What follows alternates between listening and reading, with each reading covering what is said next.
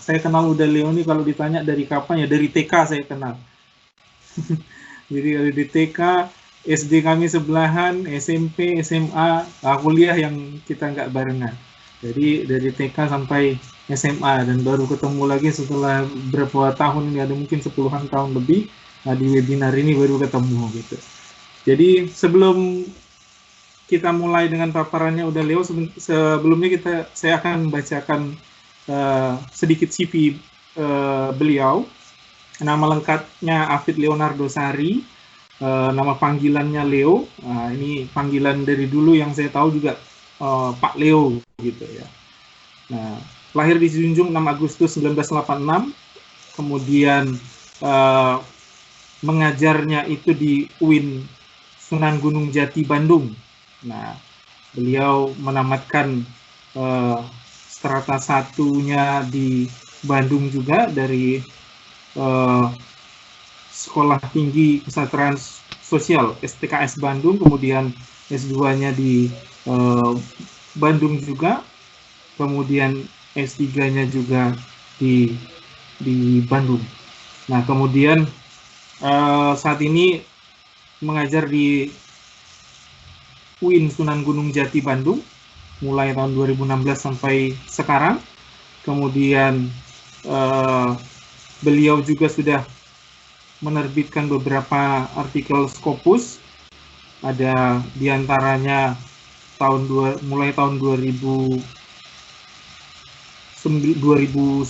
ada yang terindeks Copernicus 2020, dan selengkapnya mungkin bisa dicek di Google Scholar-nya beliau, bisa diketik saja namanya Afid Leonardo Sari dan mungkin di Sinta juga terdaftar.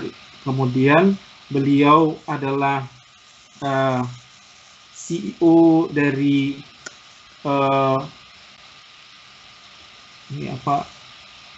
Saya lupa namanya, udah Leo, saya bacakan kembali nih.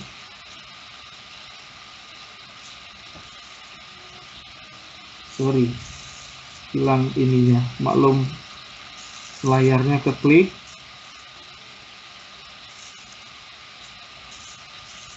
Sebentar.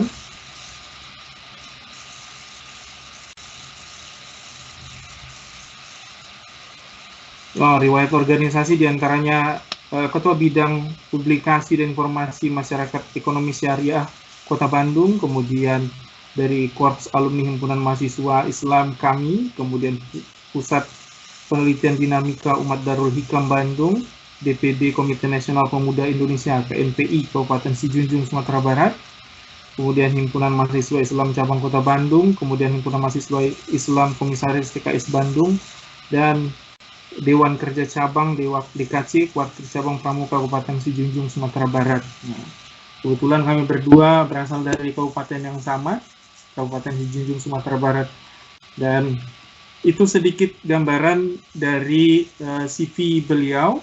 Nah, untuk selanjutnya terkait mengenai publikasi dan cara penulisan artikel di jurnal internasional terindeks Scopus, dan berikut paparannya akan disampaikan kepada Uda Leo. Silakan kami berikan kesempatan kepada Uda Leo.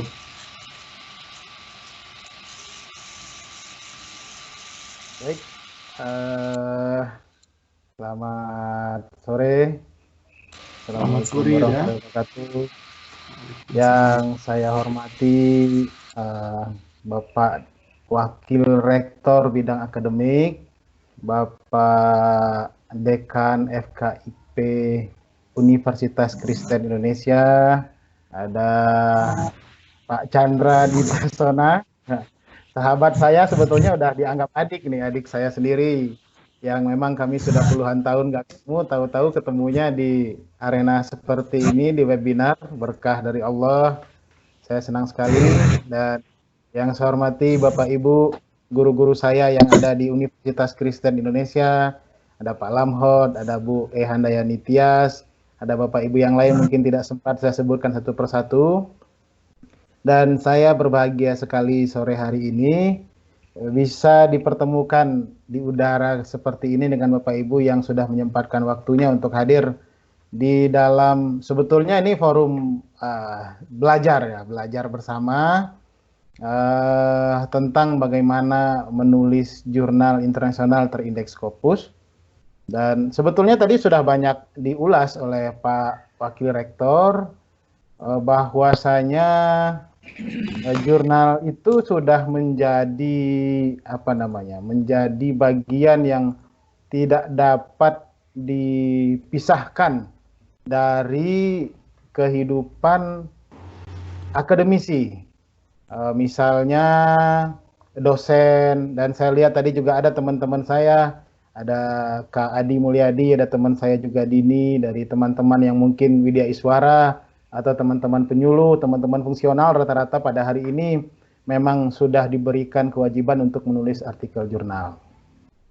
Nah, Bapak Ibu yang saya hormati, sebetulnya hari ini tuh saya nggak turun sendiri karena saya baru dapat kabar ternyata pesertanya banyak, melebihi 100 orang. Jadi saya agak deg-degan juga sebetulnya. Saya turun bersama tim, pada hari ini ada Pak Irwandi, kalau Bapak Ibu lihat di daftar partisipan ada nama beliau, Irwandi. Nah, beliau juga akan bareng-bareng dengan kita nanti berbicara tentang bagaimana menulis artikel. Tapi perlu Bapak Ibu pahami, pertemuan hari ini ya adalah pertemuan pengenalan, karena membuat artikel jurnal itu tidak seperti membangun candi Prambanan. Kalau candi Prambanan, cep, satu malam selesai. Kalau nulis artikel jurnal, pelatihan 5 jam pun nggak akan bisa. Jadi ini kami hanya akan berbagi ilmu dan sedikit pengetahuan tentang pengalaman yang kami alami. Lalu mungkin kita akan diskusi, saya akan targetkan kita bisa diskusi minimal 30 menit, karena kalau Bapak Ibu hanya mendengarkan saya aja, kemungkinan jam-jam kayak gini ngantuk, apalagi yang berpuasa pasti ngantuk ini, jam-jam seperti ini. Nah, Bapak Ibu yang saya hormati, kebetulan saya diminta mempersiapkan, mohon dicek apa sudah tampil belum Pak Chandra ya? Udah tampil belum? Saya baru soalnya pakai Microsoft Teams ini. Sudah tampil belum? Sudah, ya, sudah. Okay. Sudah masuk. Siap. Jadi saya berharap gambar ini akan membuat siang kita lebih ceria dan lebih bahagia. Kenapa? Karena orang kalau udah dengar udah dengar yang namanya Scopus, itu biasanya yang tertanam adalah aduh, ini susah, aduh, ini sulit, aduh, bahkan beberapa tulisan saya lihat di media mainstream, media cetak, itu ada yang nulis hantu Scopus, ada yang nulis kapitalisme global, ada pokoknya macam-macam lah, ada yang nulis iblis Scopus, ada yang nulis hantu Scopus. Nah, tapi kalau kami tidak ingin membantah itu, kenapa? Karena memang ini adalah sebuah tuntutan yang tidak dapat kita hindari lagi pada zaman sekarang. Dan kalau saya sering bilang, beruntunglah Bapak Ibu, Kemenristek Dikbud lah, kalau sekarang hanya mensyaratkan Scopus untuk syarat menuju guru besar. Coba Bapak Ibu bayangkan kalau syarat menuju guru besar itu adalah Sinta 1. Itu akan, itu betul-betul sangat berdarah-darah. Karena apa? Karena Bapak Ibu perlu pahami, ini tuh adalah publikasi. Publikasi induknya adalah publisher, penerbit. Nah, kalau kita bicara penerbit, berarti di situ ada alur bisnis yang berjalan. Nah, kenapa Scopus harus kita syukuri? Karena kalau Sinta 1, kebanyakan jurnalnya adalah jurnal berbasis APBN. Nah, yang namanya jurnal-jurnal berbasis APBN tentu terbatas penganggarannya. Jika penganggarannya terbatas, maka produksinya terbatas.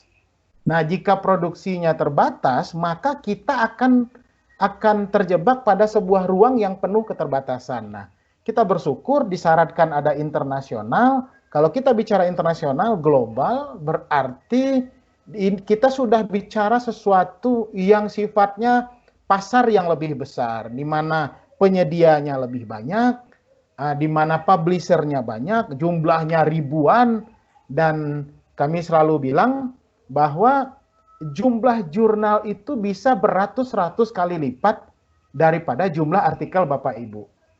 Oke. Yang kedua, kenapa ditargetkan jurnalnya terindeks Scopus? Pertama, saya tahu persis. Pertama karena kebutuhan. Misalnya seperti Pak Chandra lagi S3 di UPI.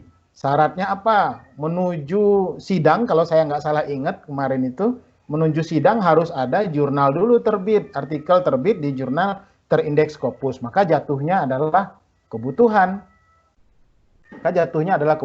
Lalu Bapak Ibu misalnya ingin menjadi magister, ingin naik pangkat ke lektor kepala, maka mau tidak mau kebutuhannya adalah jurnal internasional terindeks Scopus.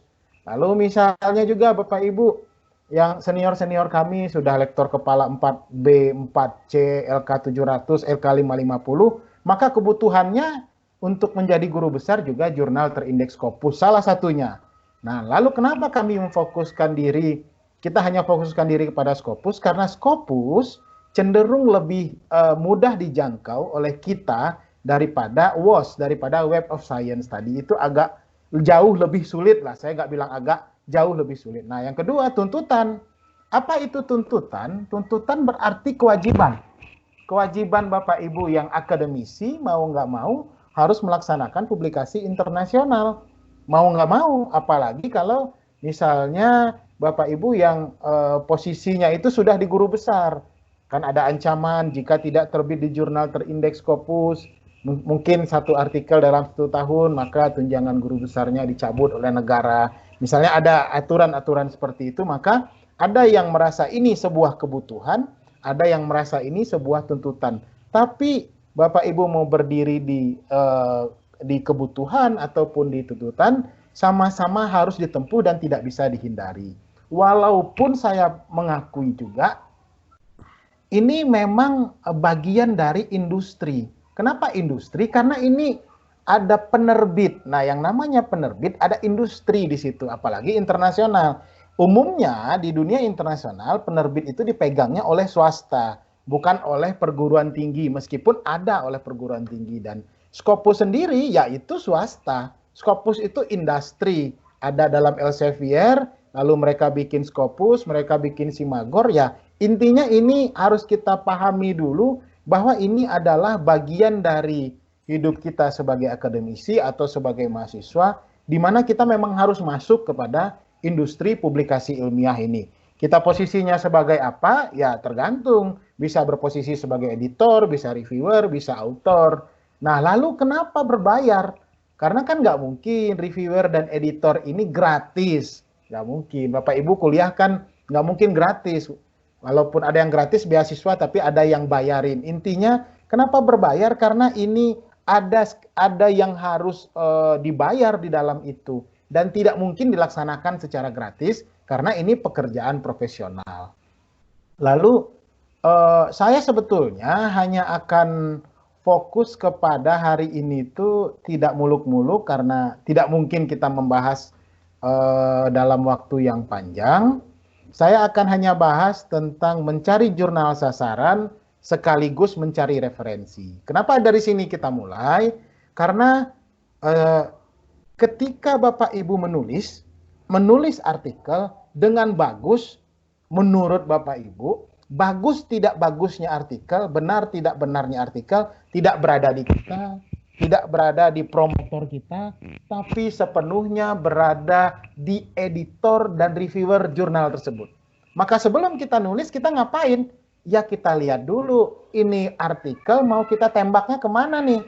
Mau kita tembaknya kemana dulu artikel ini? Kenapa? Karena setiap jurnal punya author guideline, ya punya gaya selingkung lah, punya gaya yang harus kita ikutin. Mulai dari struktur penulisan, gaya penulisan, dan cara sitasi, dan lain-lain.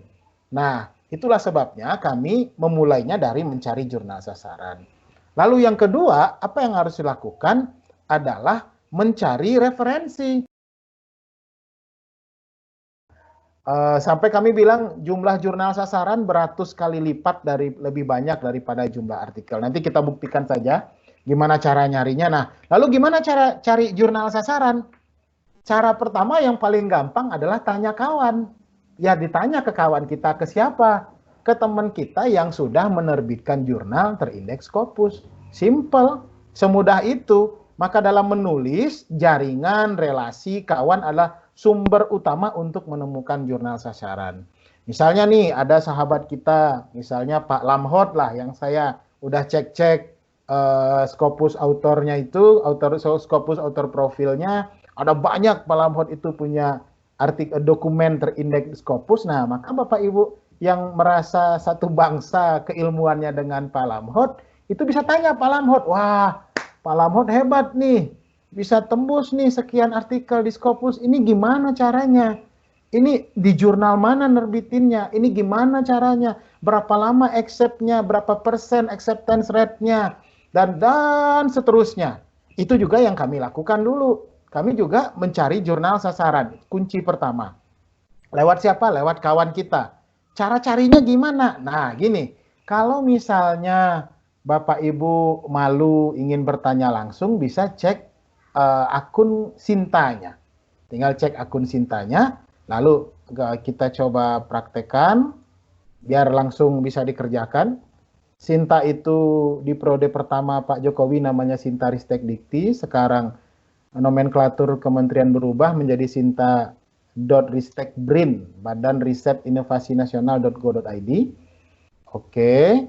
Kita praktekkan langsung, kita akan ambil contohnya dari UKI saja. Nah, dari sini kita akan menelusuri kemana sih artikel harus diterbitkan.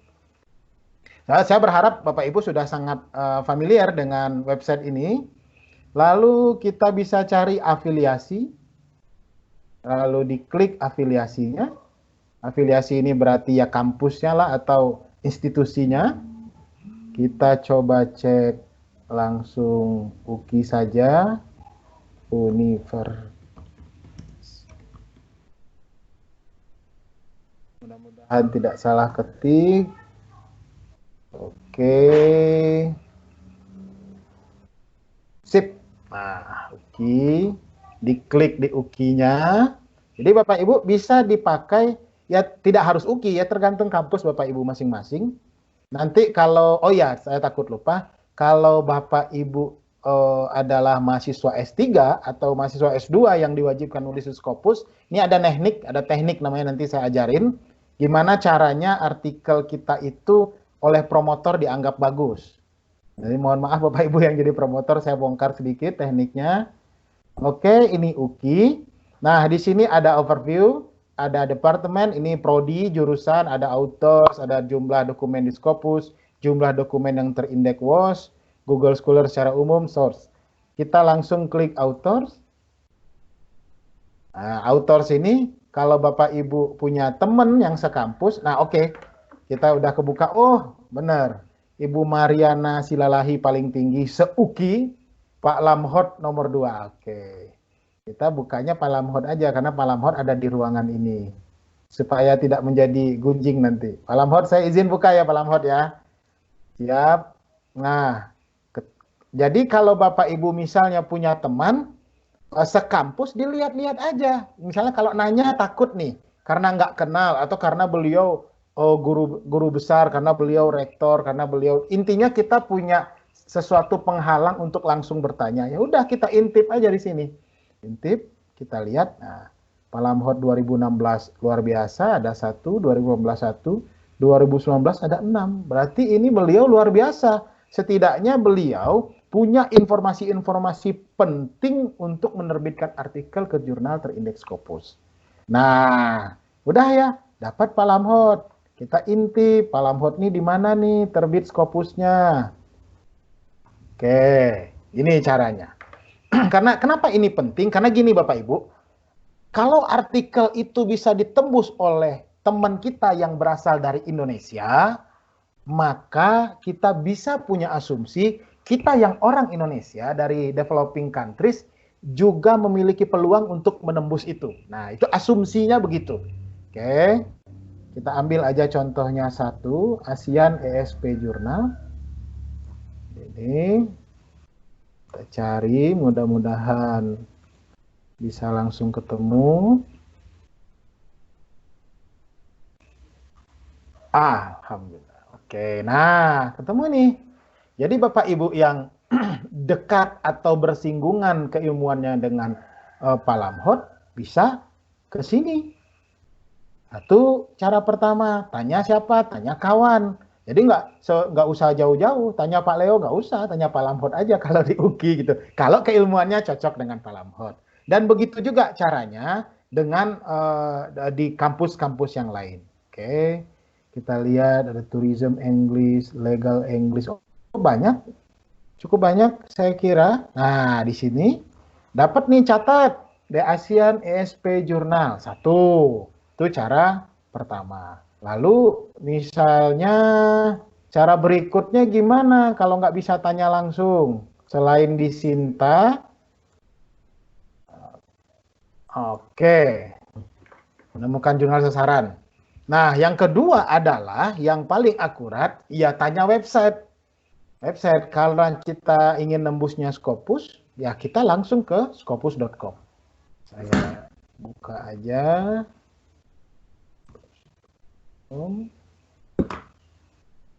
Oke, untuk scopus.com saya contohkan keilmuannya Pak. Oh, sorry. Terus.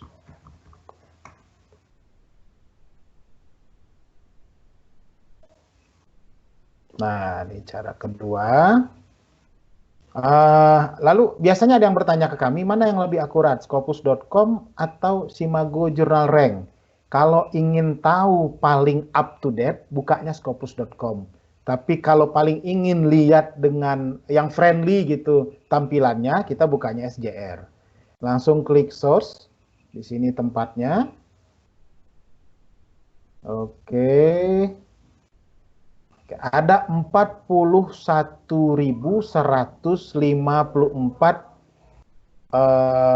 tempat kita menerbitkan artikel. Bayangin, 41.154, bayangin. Banyaknya minta ampun. Sedangkan artikel kita kan cuma paling ya satu yang mau kita coba tembuskan. Jadi kalau ada yang merasa ketakutan duluan, itu berarti ketakutan yang sebetulnya tidak punya landasan yang kuat. Nah, dari sini, ISSN nih kalau kita udah tahu, ambilnya subjek area. Oke, misalnya matematika. Oke, yang gampang aja, yang muncul langsung. Yang muncul langsung, agricultural. Oke, ini bisa. Yang harus kita miliki mentalnya adalah, pertama mentalnya mental tangguh, kedua mentalnya mental tangguh, ketiga mentalnya mental tangguh. Nah, kebanyakan penulis Indonesia, sepengalaman kami mentalnya mental manja. Di reject sekali, nangis, lalu bilang Scopus susah. Di rejectnya baru 3 kali, nangis. Saya sepengalaman saya, sampai hari ini di reject kayaknya udah 17 atau 18 kali di reject. Dinikmati aja di reject. Oke. Lalu di sini, saya akan berikan sebuah trik. Oh, jurnal mana nih yang kira-kira agak mudah ditembus? Kita bukanya open access. Apa itu open access? Open access itu artinya artikel tersebut bisa di-download secara gratis oleh masyarakat global. Dan sekaligus jurnal tersebut berbayar. Nah, oke. Saya jujur-jujuran aja, jadi menembus jurnal berbayar itu cenderung lebih mudah daripada menembus jurnal yang tidak berbayar alias gratis. Itu kuncinya. Display open access. Oke, kita lihat ada dari 1.700 berapa yang open access. Ada 296, masih cukup banyak. Nah, lalu tahap kedua, Bapak Ibu, disyaratkannya, oke, kita kunci jurnal aja. Oke. Dari itu tersisa 295, tetap banyak. Nah, lalu selanjutnya adalah, supaya kita nggak klik-klik semuanya, targetnya apa? Targetnya Q4, Q3, Q2, Q1. Nah, saya sangat menyarankan untuk target sesuaikan dengan kebutuhan. Jangan pernah memperturutkan nafsu publikasi. Itu pesan dari kami. Kenapa? Karena banyak yang konsultasi ke kami, Pak, bisa nggak bantu saya terbitin Q1? Saya langsung tanya, Bapak mau apa ke Q1? Bapak butuhnya apa? Mau ngapain? Kata saya. Ya saya mau naik pangkat kolektor kepala. Nah, kalau naik pangkat kolektor kepala dari magister, mah nggak usah Q1. Yang non-Ki juga udah tembus, Pak. Loh, kok gitu? Nah, karena kebetulan memang kami sebetulnya konsentrasinya adalah memang ke pendampingan kenaikan pangkat akademik dosen. Kita anggap aja, kalau nggak salah saya, UPI ini Q4 bisa. Kalau nggak salah saya, Pak Chandra, UPI Q4 bisa. Oke, kita saring lagi Q4. Nah, oke. Nah, ada 73.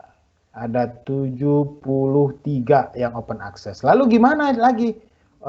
Pak Afid, Pak Leo, misalnya saya, ada Leo, saya mau nyari yang mudahnya gimana sih? Oke, di sini ada seed score 0,61, 0,59. Nah, ini sekaligus pemeringkatan. Mainnya di mana? Kalau kita anak baru, mainnya di mana? Mainnya di buncit. Paling akhir.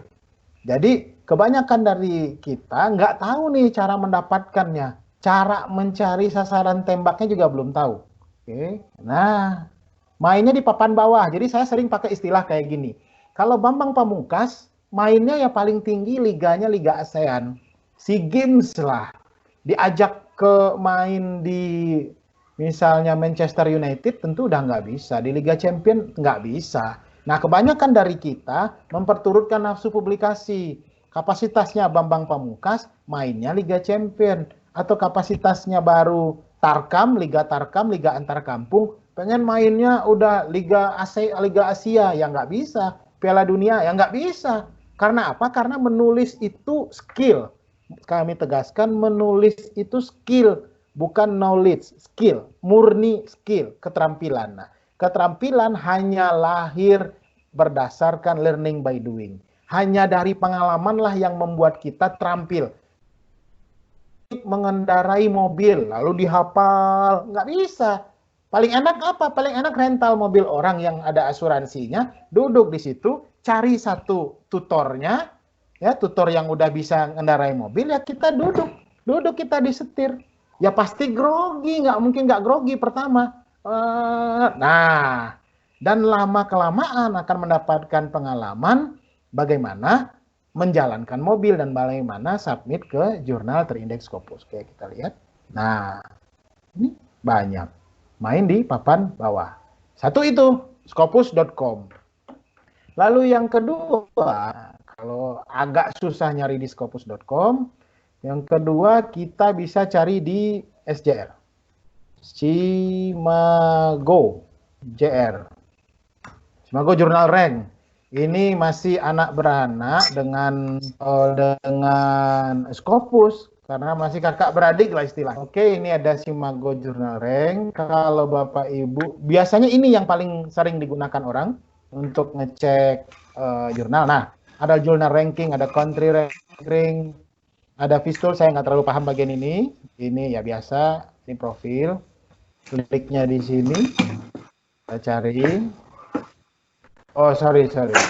Ulangi. Kliknya di, kalau kita ingin nyari yang mudah, kliknya itu di sini. Nah, pertama mencari jurnal sasaran terindeks Scopus yang cukup mudah untuk ditembus. Oke. Bapak Ibu ingat baik-baik bagian ini.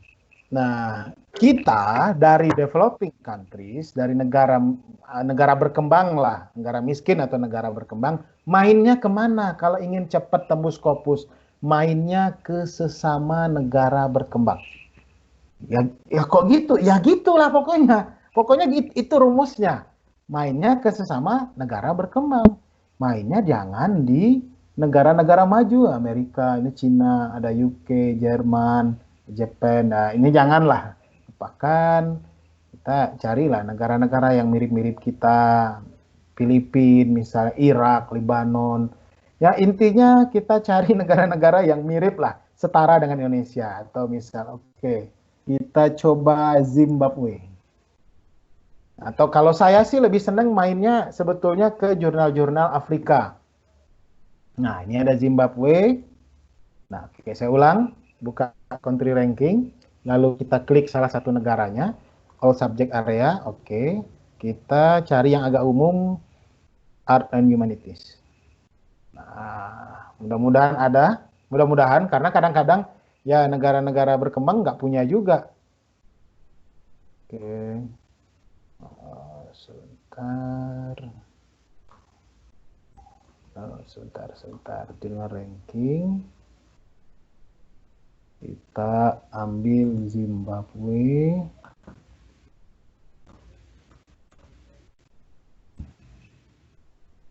Nah, ini dia.